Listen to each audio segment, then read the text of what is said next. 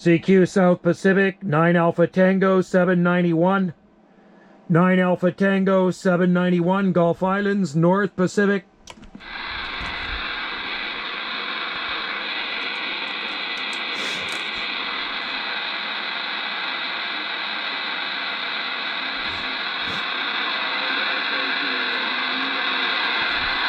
CQDX South Pacific, CQ South Pacific, 9 Alpha Tango 791 in the North Pacific.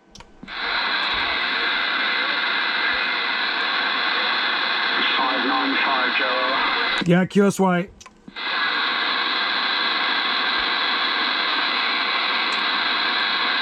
How goes it, my friend? Sounding good? Yeah, good man. Nice to hear you. Yeah, pretty slow conditions today, QSL. Yeah, QSL's kind of been a mixed bag today. I mean, later in the afternoon, I worked a station in Denmark. He just kind of came out of nowhere, but you're my first South Pacific station coming in here right now. A lot of South America coming in, QSL. Copy. Yeah, we're getting Asia here.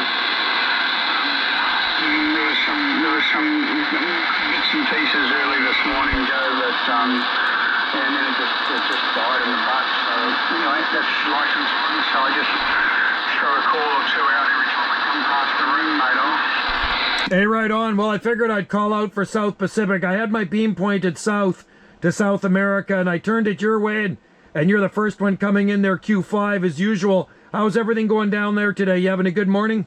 Yeah, man. Just been cleaning out the camp oven. We did a roast dinner, roast chook and spuds and sweet potato in a 9-quart camp oven. They call them Dutch ovens as well. Big pot thing on the side of an open fire last night. So I was sitting around, had a couple of quiet drinks, nothing much, and just enjoyed the evening, mate. It turned out well.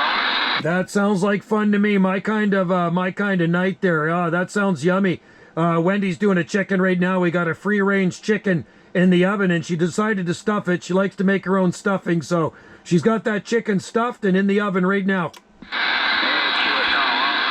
sure it'll turn out a treat.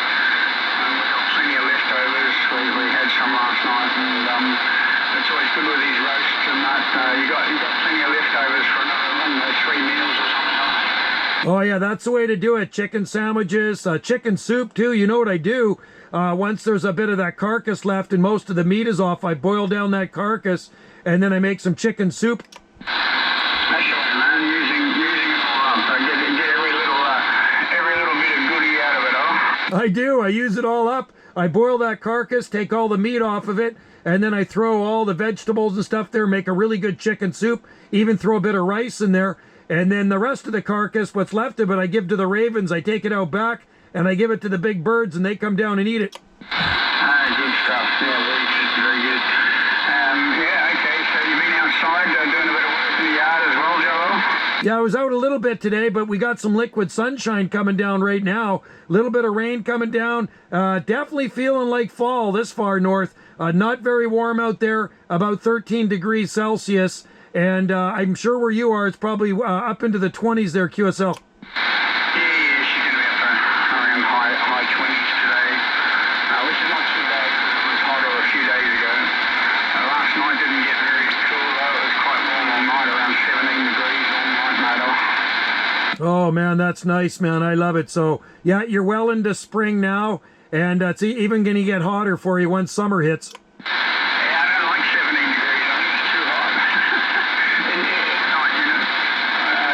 Like it down around 12 degrees and it's nice and cool.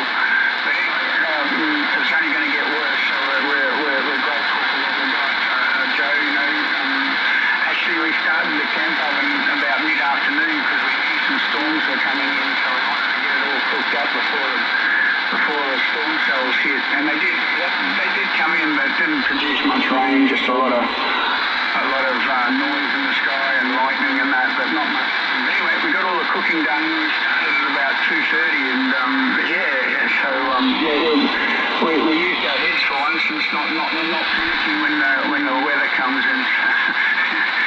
All done and dusted, mate. Yeah, right on, man. So those storms, is that like rain and thunder and lightning, or is it wind? The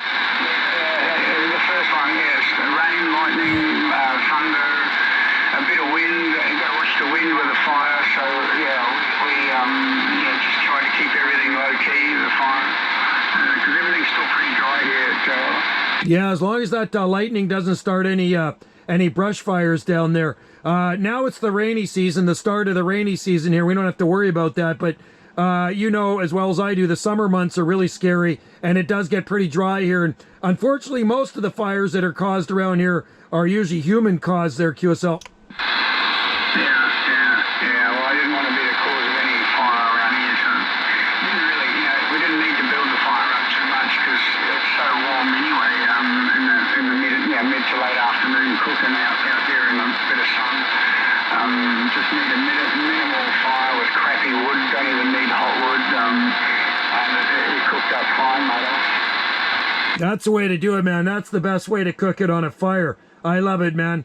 Yeah, no, it sounds good, man. Very, very delicious. We do have a fire pit out here with a screen on it. We've cooked on it as well, but unfortunately in the summer months, they ban it here. They do ban fires outside, but now we can have them because, like I say, it's a little damp out there, and I don't think anything's going to set ablaze if we have a fire now there, QSL. Yeah, so what you got to watch. I had to double check, see whether we had any fire bans. I think they still allow cooking fires, but anyway, I didn't. So there's a fire ban in the shires north of us a bit, but no such ban here. So we thought we'd get it in while we can, because I'll probably put a fire ban in pretty soon if it doesn't rain properly. Like I said, it didn't. There were a few drops last night, and we danced around in the rain out in the backyard, playing silly buggers, but it was nothing substantial at all. Yeah, QSL. So is it like, do you like have a rainy season there? I'm guessing maybe your winter months are probably more the rainy season, QSL. No, summertime. The wet season, summertime. Wow. So we should be entering our more rain come along, or hopefully in the next month or so, and it carries through and all the storms with it. That's the unfortunate thing, quite damaging storms. That is really interesting. I had no idea. I thought your winters were wet. Okay, because it's our winters that are wet. Late fall, winter, and then spring and summer's dry here. So, oh wow, completely opposite. That's very interesting. Yeah, those summer rains, man, they bring a lot of humidity with it. So, but you're lucky you don't quite get that humidity there, I should imagine, Joe, in your CQDX. Yeah, the humidity is very low here in the summer months, usually under 40%, usually on a hot summer day about 37%, but at this time of the year we get the humidity in the way of rain, liquid sunshine we call it, and even on those overcast days, yeah, it's cooler. It's not hot with humidity. It's definitely cooler temperatures with the humidity. So if the temperature is 12 degrees Celsius, you might have about 70% humidity, something like that. Okay.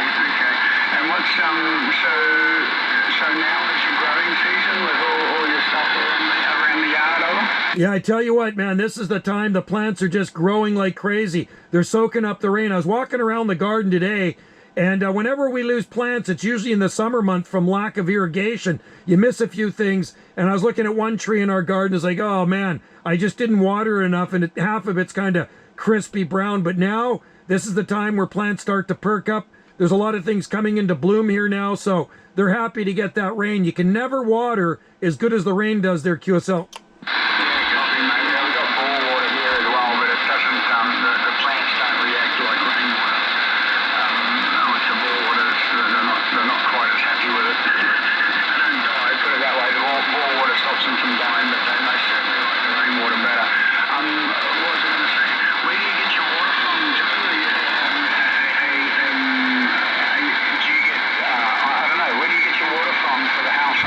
We have our own water source here on our property. We have a 200-foot deep drilled well, so we have a deep well here that produces lots of water. And some people have wells here, other people have lake water. There's 11 lakes, 11 freshwater lakes on our island. So if you don't have a well, you get it from the lake there, QSL. Oh yeah, and the water's good enough from the lakes for those people. They have to filter it, I guess, and things like that. Oh yeah, the water's clean in the lakes. There's no power boats, no gas engines allowed in the lakes there, QSL. Oh wow, that's interesting. That's really interesting. Do you guys collect rainwater as well? Like here, well, I've got the bore water, but it's not very good water. But a lot of people don't have the luxury of a bore.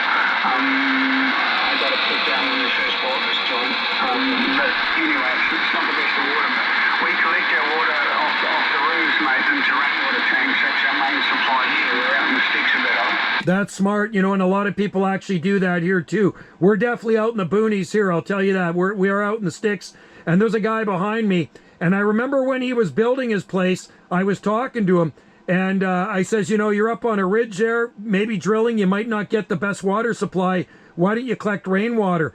And so I got him in touch with another friend of mine that had about 12,000 gallons worth of tanks out there. So he collected rainwater off his roof. So we went and talked to that guy. He never did drill a well. He only uses rainwater. So he's got underneath his house, he dug this, like when he put the house in, it's almost like a swimming pool kind of. It holds 30,000 gallons. And then he's got ponds outside and tanks. So he's never drilled a well. He just uses rainwater. Yeah, because you get reasonably consistent water throughout the year, wouldn't you? Yeah, we're about 30 to 36 inches annually. So spring and summer months dry, but it makes up for it in the winter months. We're getting, you know, everyone's getting a little bit low in their water tanks here now. We're okay, but we're getting a little more mindful of conserving it now, mate. Yeah, I know. I do see the water tanker truck cruising around the island, especially late summer, early fall. People